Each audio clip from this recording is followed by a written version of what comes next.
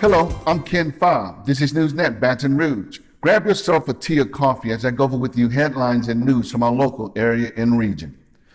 Because debris and trash in the Amite River has been an issue for many years, and because the last time the river was clean was 10 years ago in 2009, dozens of people joined forces from both Livingston and Ascension parishes to clean up the Amite River.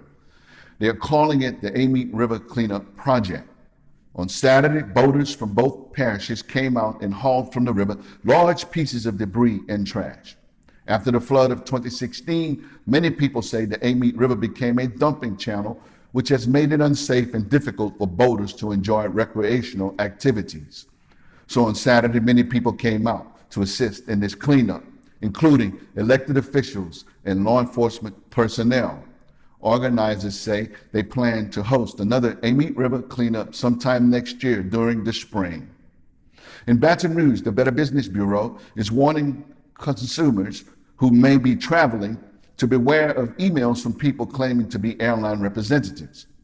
The Better Business Bureau says scammers have been using the names of American Airlines, Delta Airlines, and Southwest Airlines in their schemes.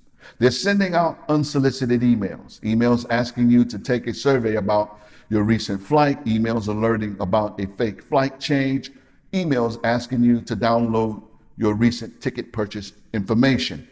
And in some instances, they're using fake websites that look like an airline's reservation center. In order to avoid falling for these schemes, the Better Business Bureau recommends that you should never click on links or download attachments from unknown emails.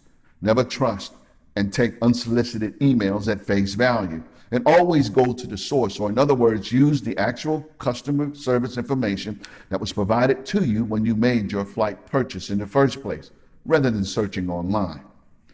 The Louisiana Legislative Auditor's Office recently released its annual report on state-created boards and commissions. The report shows that although the number of state boards and commissions have been slightly reduced, nonetheless, their collective overall spending habits have continued to rise. For instance, for the financial year that just ended recently on June 30th, the auditor's office found $1.3 million was spent on per diems, $2 million was spent for salaries, and $2.1 million was spent on travel expenses. When these expenditures were totaled together, the audit reveals that state-created boards and commissions increased their spending last year by the amount of $300,000. The audit also revealed that there are 472 state-created boards and commissions, and that 17 of the 472 were identified as actually being inactive. An 85-year-old political trailblazer and veteran lobbyist in the state of Louisiana, Mr. Ted Jones, passed away recently. Ted Jones began playing as an opening act for Earl K. Long in his 1948 governor's race.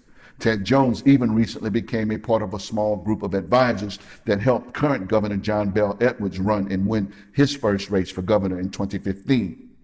During the course of Ted Jones's life and political career, he served as a close confidant and advisor to numerous senators, congressmen, and governors.